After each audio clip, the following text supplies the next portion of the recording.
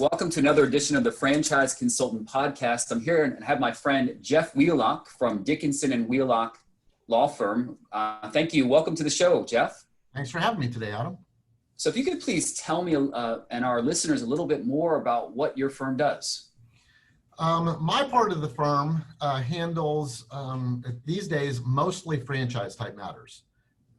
We represent franchisees, we represent franchisors. Some of it is litigation, some of it is creating the FDD if you're the franchisor to sell franchises. Some of it is to review and understand and negotiate the FDD and the franchise agreement if you're the franchisee. Unfortunately, sometimes things go badly, and so there's a need for litigation or arbitration or some sort of dispute resolution. We handle that. And then on a happier note, sometimes people that are franchisees, they've developed an asset, they've developed a business, they want to sell their business, and so we help with the sale of the business after they've been in it for a while. So you recently wrote an article about the 5 things to look for in a franchise agreement. Could you please comment on that? Sure, and for the plug, you can go to texasfranchiseattorney.blog, and the whole article is there. But what we did is we created a little bit of an article of things for franchisees to be aware of. The first one is that, of course, it's negotiable. And some of the franchisors will either say directly or allude to an idea that the franchise agreement is fixed in stone and it is just simply not negotiable, and they're not even willing to consider anything. For as far as changes. And I'll tell you, I find that to rarely be the case. My personal experience is a lot of times the franchisors will consider changes. That being said, they're not going to make some of the changes that are most obvious and maybe some of your clients think that they're going to get. Most commonly, the franchisor is not going to change the amount of the initial fee. Most commonly, they are not going to change the amount of the royalty rate, or that the royalty is based on gross revenues. People will say, well, then, gosh, what does that leave? And my response is, well, the other 50 pages of the contract. So there is a lot. Some of them are issues that are geared toward events of success. Let's maximize your success in the event that we're going to, be involved in this thing. Things like, when I transfer it, I'd like to have the transfer fee reduced. Transfer fee is reduced in theory, if you're able to do that, then that is more money into the pocket of the seller. Some of them are going to be geared a little bit more toward things don't work out very well. And that's going to, I'll get into that in a little bit of another one of the points. Another issue for people to consider is territory. If you're involved in real estate, everybody always says location, location, location. If you're involved in the world of being a franchisee, it's territory, territory, territory. And to some degree, it's the location of the territory. But in my mind, it's a little bit more about the size of the territory. And so you want to make sure, or you'd like to work on getting, as big a territory as possible.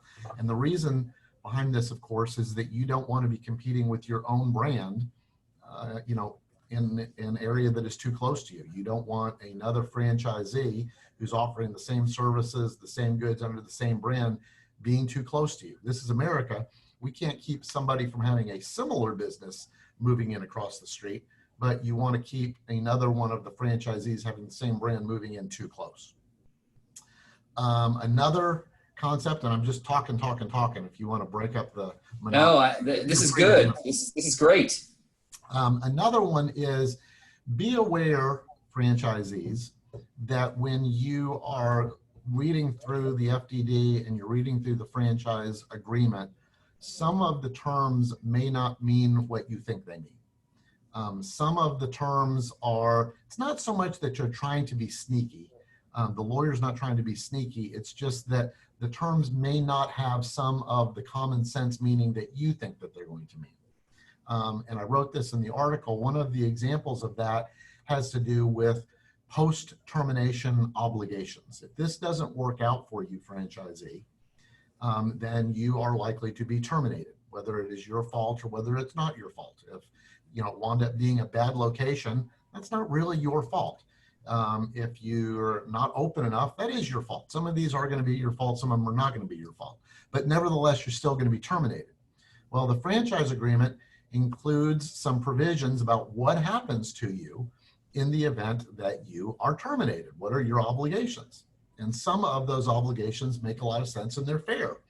Things like you have to stop using the trademark. Of course you have to stop using the trademark if you're not a franchisee anymore. You have to stop using their confidential information. You're not allowed to be in competition with them. A lot of these make a lot of sense and are fair, frankly. But then there is the all sums due. And so the franchise agreement very commonly will say, and you have to pay all sums due. I think that regular human beings that aren't franchise lawyers probably think that all sums due means I have to pay all of the amounts of money that were due prior to the time of termination. Some franchisors think that, but most of them don't. Most franchisors interpret that clause to mean all of the money that you would have had to pay during the remainder of the first term or the full term of your franchise agreement. So let me say that a little bit differently. I'm in the 4th year of my franchise agreement. My franchise agreement is for 10 years. Whether it's my fault or whether it's not my fault, the franchise agreement gets terminated. I still have 6 years left on the franchise agreement, and the franchisor's franchise agreement probably is written in such a way that you still owe them for 6 more years of royalties and advertising fees and technology fees and computer fees and convention fees, et cetera, et cetera. And so a lot of people don't really realize that. So, be careful. That word may not mean what you think it means from Princess Bride. And then the last one that I was going to that I put in the article, and now I made it so nobody has to see the article, is move at your own pace. And I will tell you, Adam, I'm really pleased and impressed. This is a little pitch to you. A lot of franchise coaches or franchise consultants or franchise brokers actively discourage their clients from being involved with with an attorney, whether it be a franchise attorney or a non-franchise attorney. And I think the idea is that they don't want anything to stand in the way of the client signing off on the deal. And I think good and reputable franchise consultants are going to want their clients to talk to somebody like me, not just a random lawyer, not somebody who does criminal law, not somebody who even just does contracts, a real life franchise attorney. And I think that serves everybody. I think it certainly serves the client because they understand the deal that they're getting into, if nothing else. I think it serves you well too, because you want your clients to be involved in a deal that they understand and they are, appreciative of, what the deal really is. So again, that was, a little kudos to you for having me on. Not only are you encouraging people, but you're actually going to, sort of give somebody like me a chance to talk a little bit. So that's good. And so my last point really was move at your own pace. The franchise disclosure document says the Federal Trade Commission, the franchisee has to have that for at least 14 days before they're allowed to sign. That doesn't mean that you have to sign on the 15th day. It just means that you can't sign before the 15th day. Franchisees, you need to work with people like Adam who are going to, help you with the process, but you don't want to work with people that are going to try to speed you through the process. Let's hurry and get you to the 15th day, and by God, you have to sign. I was talking to a fellow yesterday, and he says, well, I want to come in and talk to you, Jeff, but I have to sign on Friday.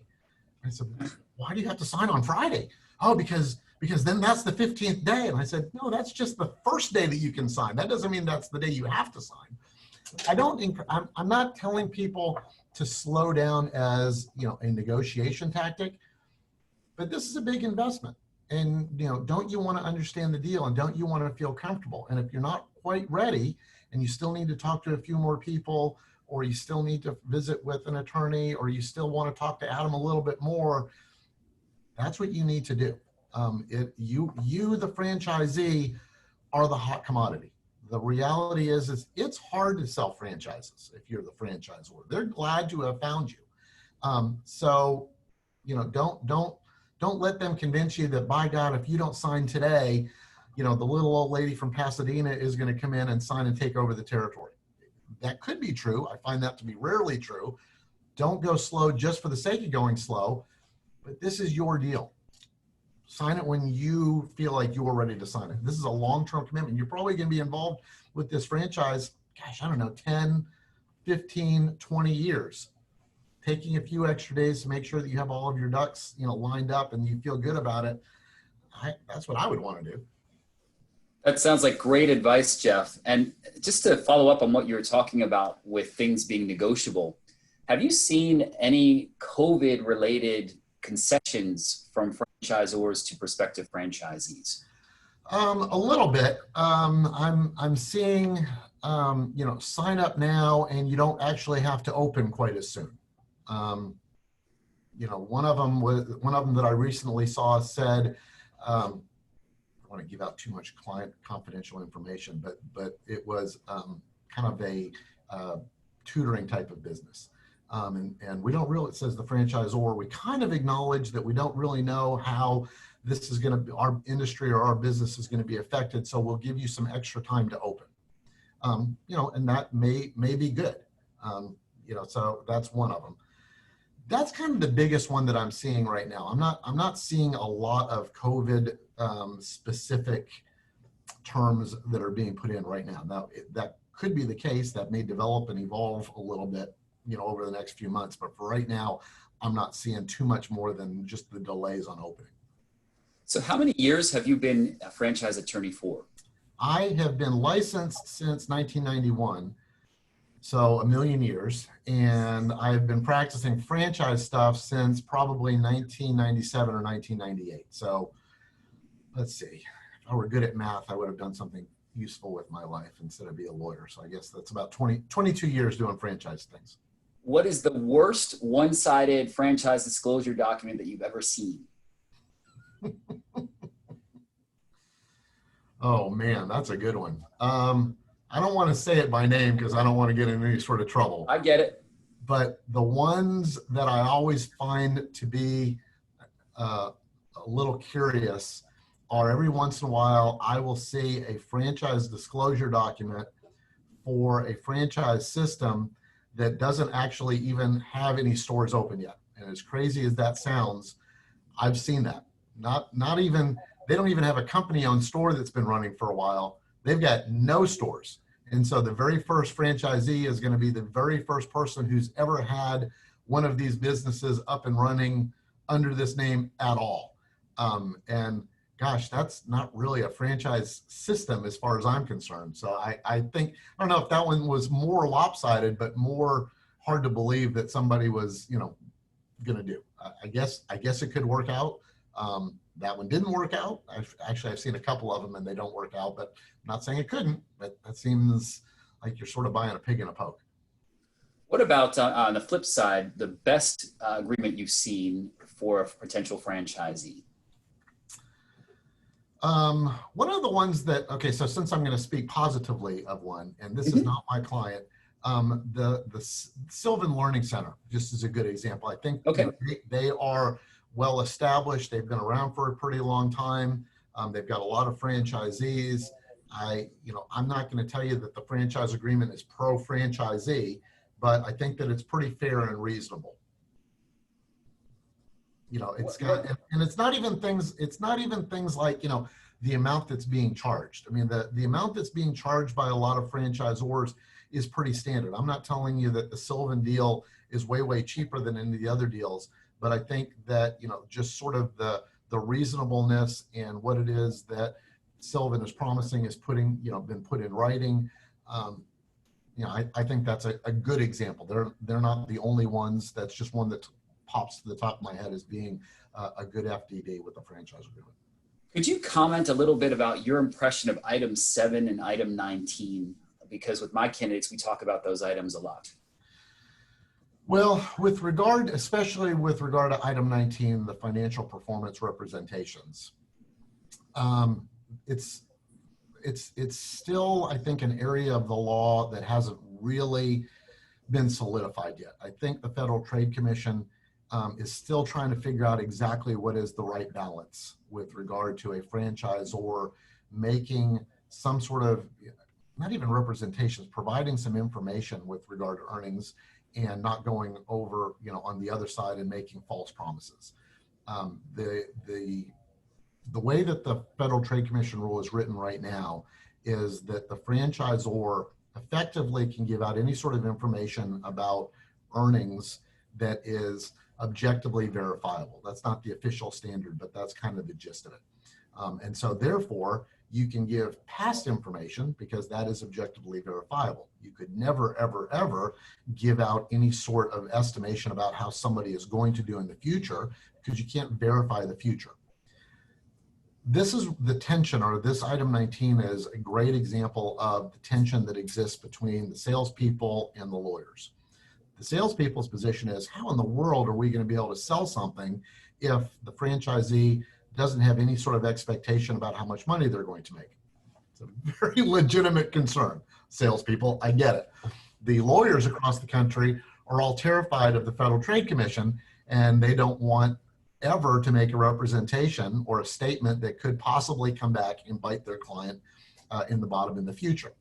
So some franchisors, a lot of franchisors, will basically include a very short statement that simply says, we're not obligated to give any information, and so therefore we're not going to, which really seems like a poke in the eye, but it's because the lawyers figure if we don't give out any information, we can't get in trouble. So if you see that, franchisees, don't take that as some sort of, we're trying to hide the ball. That's just kind of the lawyers trying to look out for the client. Some franchisors will, in their FDD, will include some information. And when you go through the information in an FDD that provides a lot of financial, information, look at what it includes, but then sort of scrutinize it as to what it doesn't include. Yes, here are the revenues.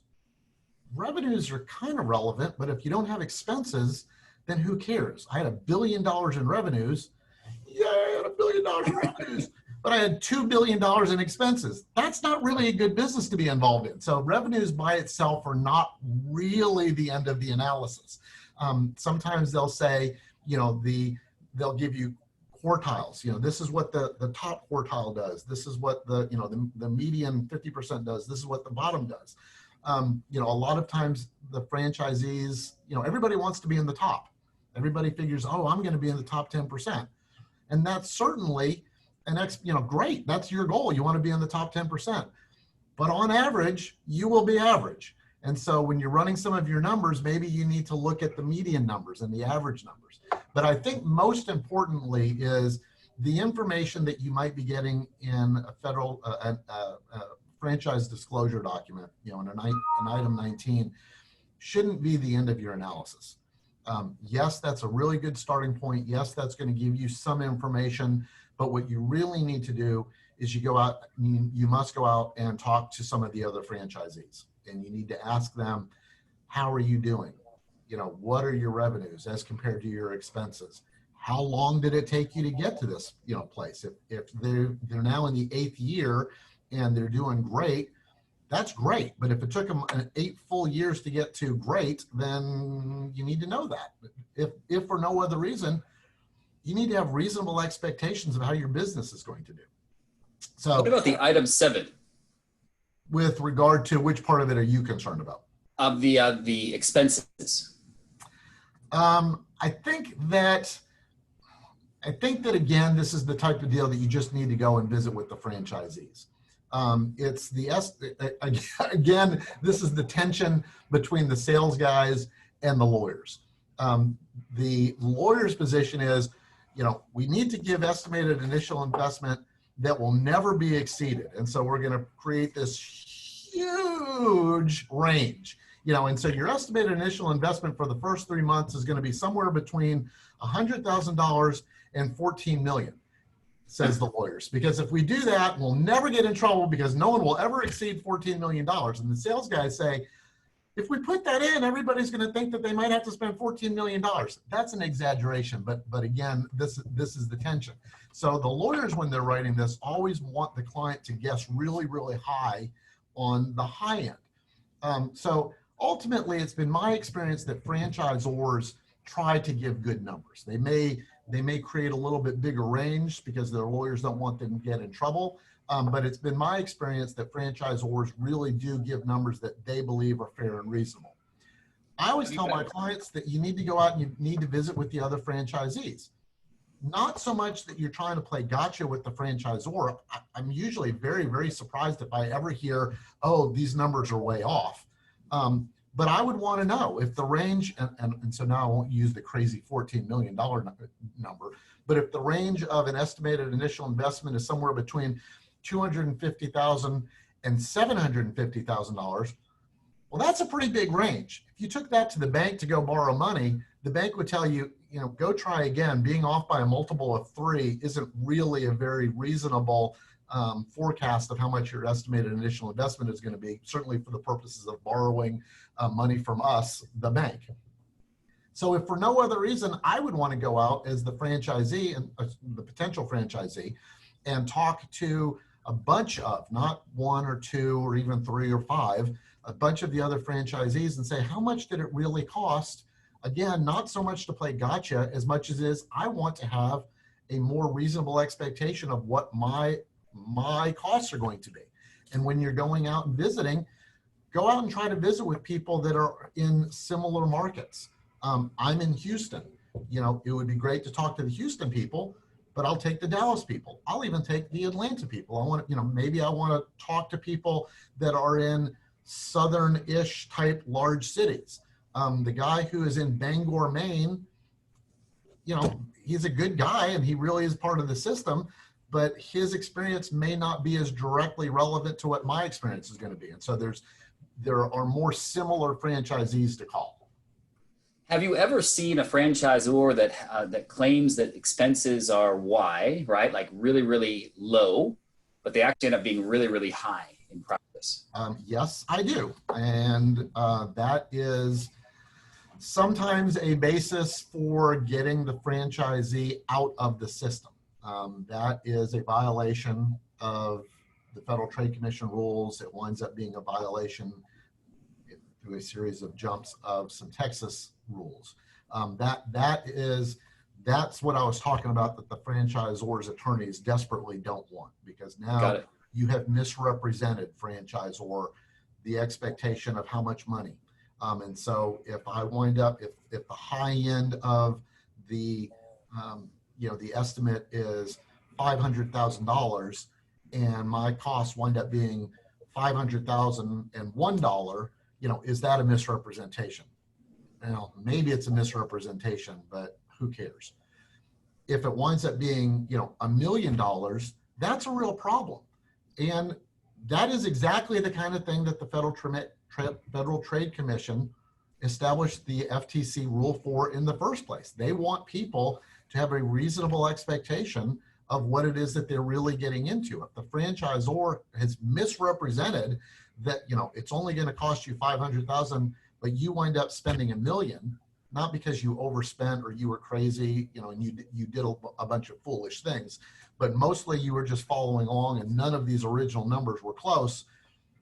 Now you're in violation, certainly, of the spirit of an FDD in the first place. It's supposed to give you some reasonable information to base your decision upon. The franchisor is not allowed to lie. What's the point of a disclosure document if it contains a bunch of lies? So yes, I see that sometimes. I especially see that, I more often see that with a relatively new franchisor, because, you know, I don't think that they're necessarily trying to be sinister, and there's not evil in their hearts, but they just didn't know. And so, yeah, I do see that some. So Jeff, if someone wants to get a hold of you, what's the best way to reach you? The easiest thing to remember is texasfranchiseattorney.com, and you can look that up, or you can just call up. The name of the law firm is Dickinson and Wheelock, and you can just call me up, 713-722-8118, Jeff Wheelock. The last thing that I do want to throw in a little bit, and if we're getting toward the end, let me know. But my last bit of unsolicited advice that I often give to people that call me as a franchisee especially is, make sure that you go and you talk to a franchise attorney. I'm not the only franchise attorney, but there aren't very many of us. And what you're really looking for, potential franchisee, is you want somebody to review this document who has experience having seen hopefully hundreds of these. If you go to, go to the criminal lawyer, he probably doesn't even look at contracts. If you go to a contract lawyer, he doesn't really have as much experience with the ins and the outs, and he doesn't really know how some of these terms are going to play out. And he certainly doesn't have a very good feel for what's negotiable and standard and not standard and not negotiable. And so my recommendation is to go to somebody like me, hopefully me, but if not me, somebody like me who really has that experience. So whoever you wind up using, potential franchisee, make sure that this lawyer convinces you that this really is what they do for a living, because that's what you, potential franchisee, are looking for in an attorney. And Jeff, one final question. Do you work only in Texas, or do you have other states that you work in as well with candidates? I am licensed in the state of Texas, but I help clients that are franchisees and franchisors from the contractual standpoint all over the country.